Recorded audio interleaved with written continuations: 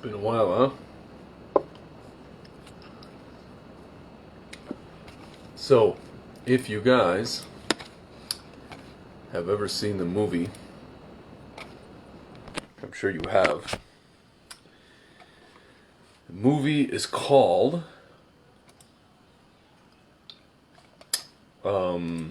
History of the World Part 1, made by none other than Mel Brooks. Why is that movie called History of the World Part 1? Because if you guys remember, in the end of the movie, just one sec, guys.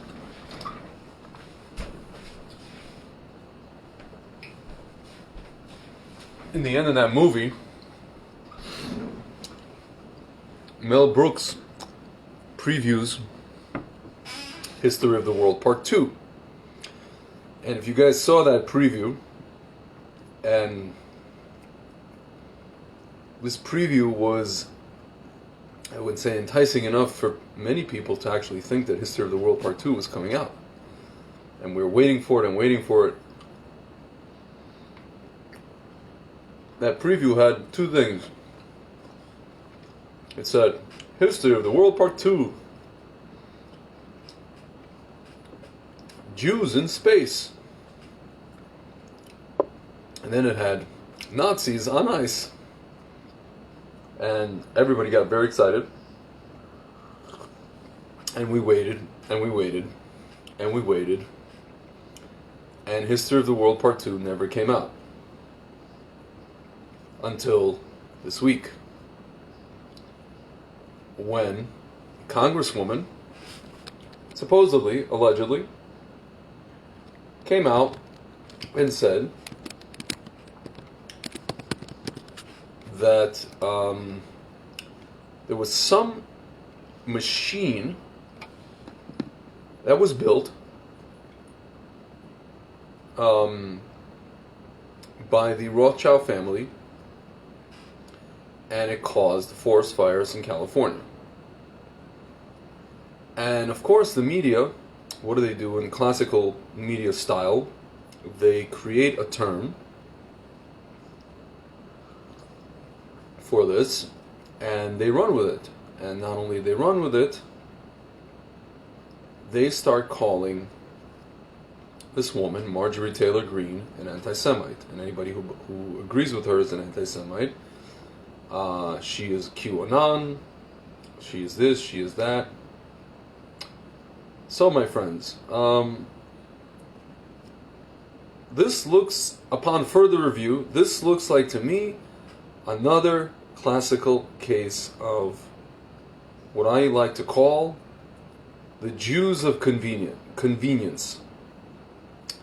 What does Jews of convenience mean? It means that people who are suddenly Jewish when it's convenient for them. What do I mean by that? Well, when anyone calls out any Jew who does something detrimental to Israel or does something detrimental to the Western world,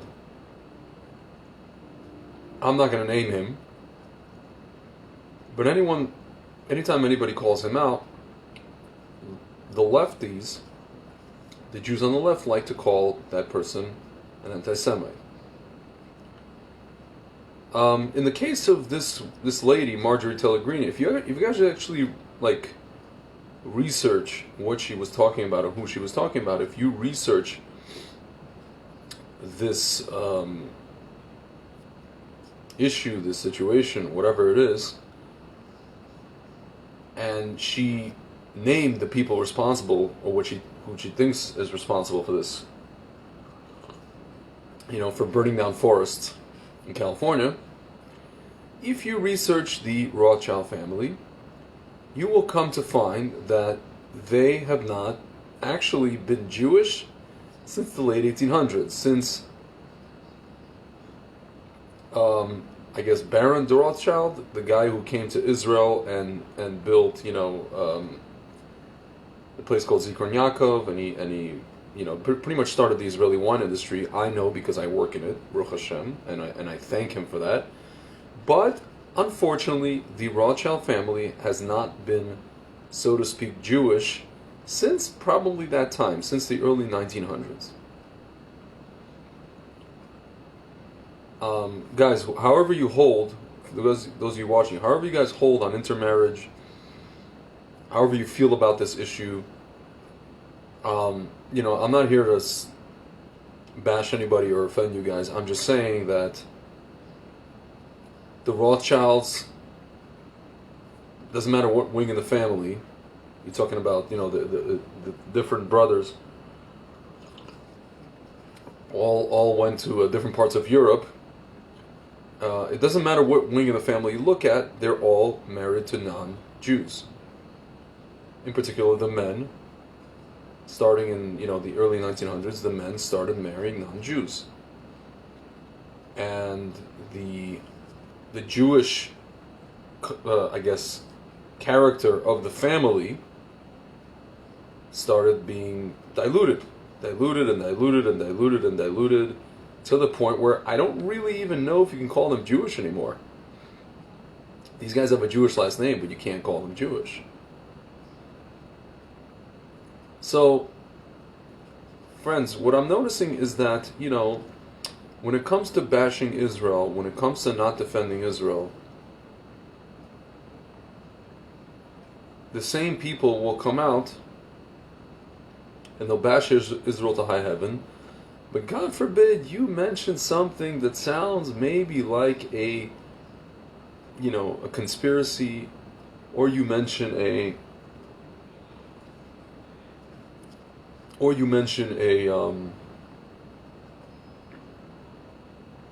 somebody that sounds like a Jew but actually isn't, or you talk about a person who is a Jew but who actually does a lot of damage to the Jewish people. All of a sudden you become an anti-Semite, which I find really interesting, my friends, but it's actually not so interesting. I mean, it's not so confounding or confusing. Why? Because we know this whole thing all comes back to the same idea that we've been talking about for the past few months. And our sages spoke about this as well. Our sages told us that in the days of Mashiach, the days right before Mashiach, the last battle would be against this entity called the Erev Rav. And you guys probably heard my last video in which I spoke about America being the last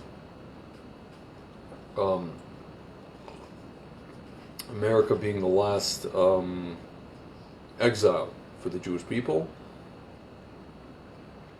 and it will end due to the behavior of the Erev Rav. The Erev Rav are people. This is the reincarnation of those neshamot, those souls who left with us, who left Egypt with us. They wanted to be, they saw what Moshe Rabbeinu did. They wanted to join him. They wanted to be, a lot of sages say that they wanted to be with God, but really what they wanted was, they saw that Moshe Rabbeinu did something special and they wanted to be with him. And they are the ones that actually got us to do the sin with the golden calf, because, when Moshe Rabbeinu went for 40 days, went away, and then we know the rest of the story with the broken tablets. These are the Erev Rav, and these are the neshamas that will come back in the very, very, very end. And we see that now, my friends. We see that. The mixed multitude. And anytime you hear, or at least anytime I hear anybody talking about, Jews running banks, or Jews running Hollywood, Jews running this, and Jewish conspiracy this, and Jewish conspiracy that, chances are, if you look deep into it, these people who are talking about this are, in fact, anti-Semites. They are. But you guys have to understand that anti-Semites were actually sent to this world by Hashem to put a mirror in front of us, to wake us up.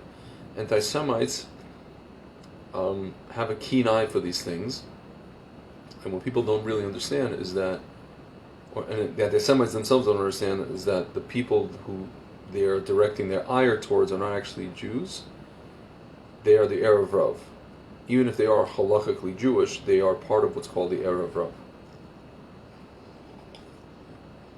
You know, you're talking about people like who I mentioned before, I'm not going to name him, who funds a lot of the stuff you guys are seeing.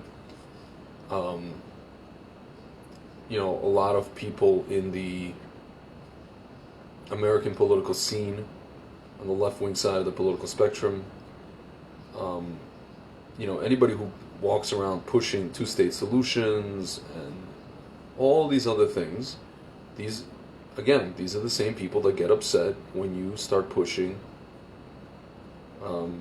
ideas about them or conspiracies about them, not realizing that these guys are not even Jewish, or they were what's called Ginos, Jews in name only.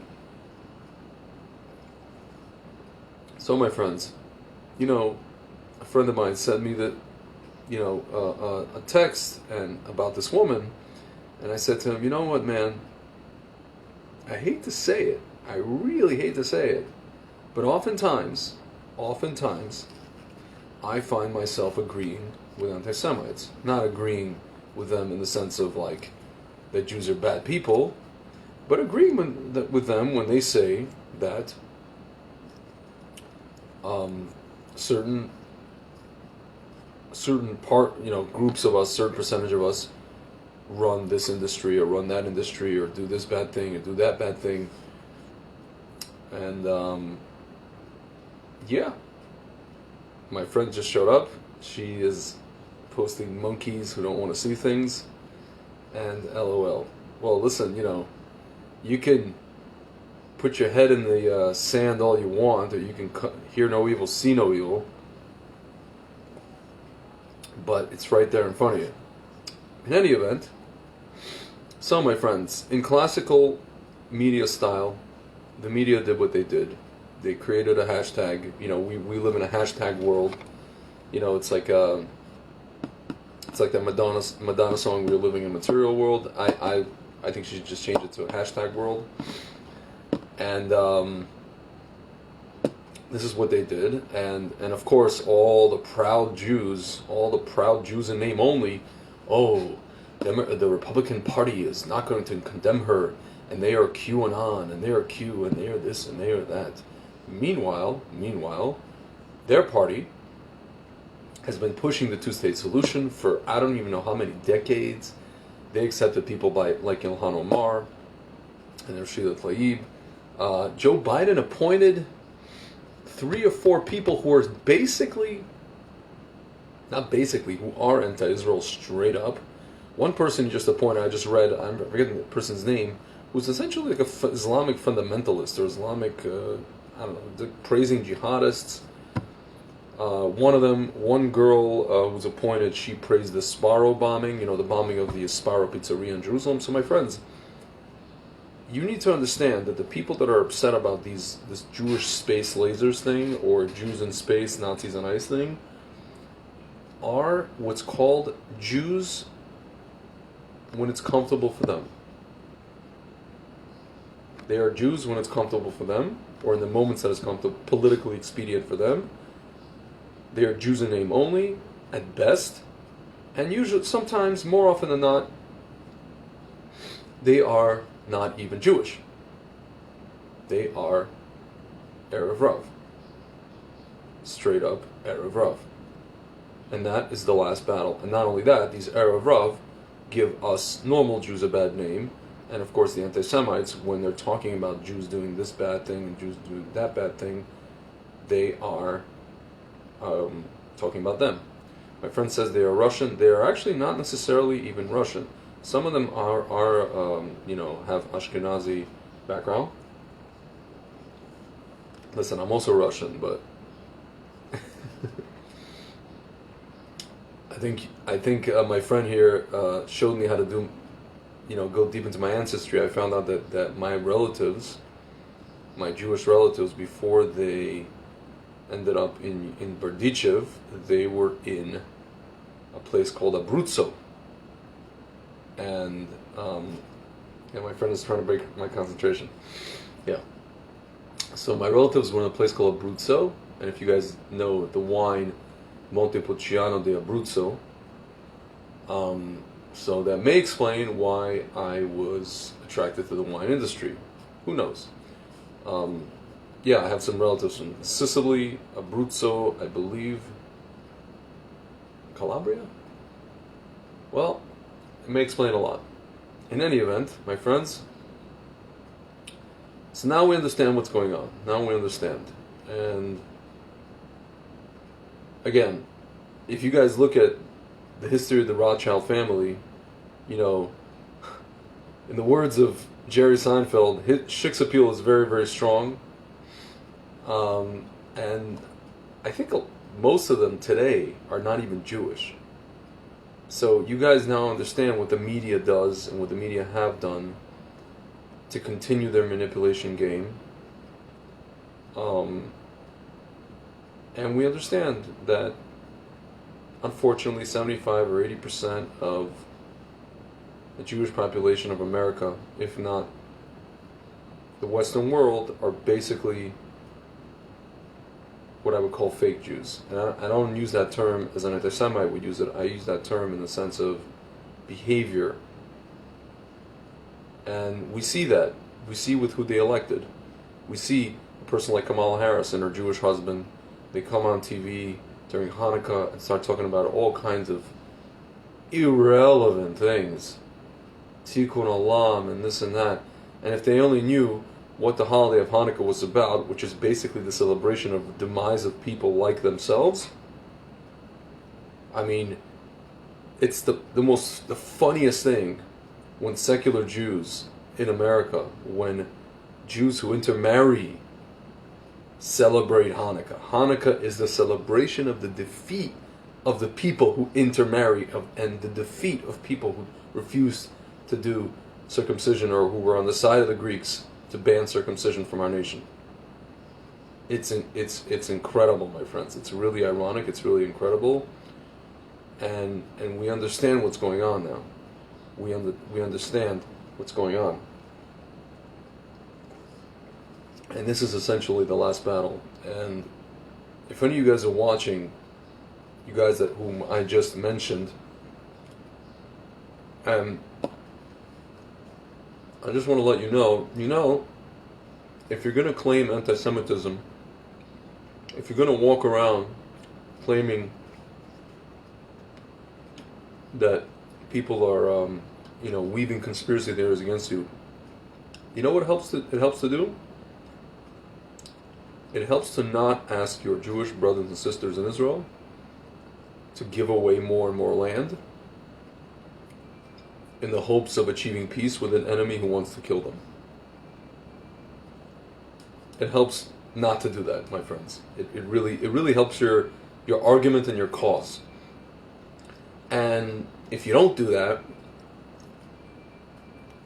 it's a little bit, you lend yourself to being a little bit inauthentic at best, for lack of a better term. You kind of look like a fraud. Or you may just be an Erev Rav, a mixed multitude. And you know what they say, my friends? The golden calf that you guys made, do you know what happened to that golden calf? In the end, we took it, we melted it down, and we used the gold to build the Mishkan, the portable tabernacle. And I heard a few rabbis say, rabbis in who are alive, they said that, the idols that the Erev Rav are making today, we're going to take the gold from those idols, we're going to take the material from those idols, and we are going to build the third Beit HaMikdash from all of those idols. all of the stock market, all of the Hollywood, all of this and all of that, all the stuff that they have built to go against this, essentially help society go against Hashem, which is true. The accusation from anti-Semites is true. We're going to take all of that, whatever they built. They already built Hollywood, they already built Wall Street. We're going to take all that, we're going to melt it down, not destroy it, we're going to melt it down, figuratively, and we are going to build a third Beis HaMikdash. And the Beis HaMikdash will be broadcast by Jewish broadcasting companies. It will be funded with Wall Street money, and they will make movies about it in Hollywood, my friends. Coming to a theater near you. Alright guys, Jews in space, Nazis frozen.